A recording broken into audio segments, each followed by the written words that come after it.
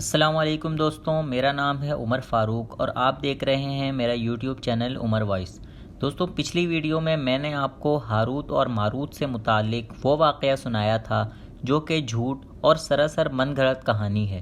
Video کے اس حصے میں آپ کو وہ واقعہ بتاؤں گا جو قرآن اور صحیح حدیث سے ثابت ہے۔ تو چلیے اس واقعے کا آغاز کرتے ہیں۔ دوستوں، حضرت سلیمان علیہ السلام کو اللہ تبارک و تعالیٰ نے کئی غیر معمولی معجزات سے نوازا تھا۔ سورہ صاد اور سورہ سبا میں اللہ تعالیٰ نے حضرت سلیمان علیہ السلام کے بارے میں تمام چیزیں بیان کی ہیں۔ دوستوں، حضرت سلیمان علیہ السلام کو اللہ تعالیٰ نے پرندوں کی بولیاں سکھائی تھیں۔ وہ پرندوں سے بات کیا کرتے تھے۔ اللہ تعالیٰ نے ہوائیں حضرت سلیمان علیہ السلام کے تابع کر دی تھیں۔ حضرت سلیمان علیہ السلام سینکڑوں میلوں کا سفر سیکنڈوں میں اپنے اڑتے ہوئے تخت کے ذریعے طے کر لیا کرتے تھے۔ پہاڑ حضرت سلیمان علیہ السلام کے ساتھ تسبیحات پڑھتے تھے۔ جنات اور شیاطین حضرت سلیمان علیہ السلام کے تابع تھے، جو سمندروں میں غوطے لگا کر حضرت سلیمان علیہ السلام کے لیے عالی شان عمارتیں اور محلات تعمیر کیا کرتے تھے۔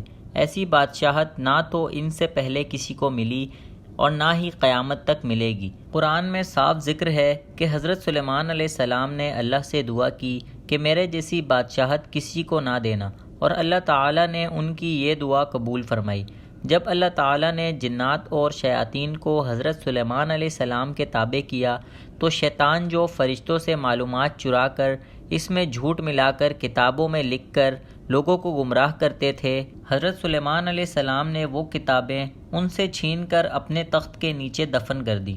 حضرت سلیمان علیہ السلام کی وفات کے کچھ عرصے بعد جب لوگوں نے ان کے تخت کے نیچے سے وہ کتابیں نکالیں تو انہوں نے سوچا کہ سلیمان علیہ السلام جادوگر تھے اور وہ جادو کے ذریعے سب کچھ اپنے تابع کیے ہوئے تھے۔ اللہ تعالیٰ قرآن کی سورہ بقرہ کی آیت نمبر 102 میں فرماتا ہے کہ سلیمان علیہ السلام کے ملک کے لوگوں نے شیاطین اور جادوگری کی پیروی شروع کر دی، جبکہ سلیمان نے کبھی کفر نہیں کیا بلکہ شیطانوں نے کفر کیا اور وہ لوگوں کو جادو سکھاتے تھے۔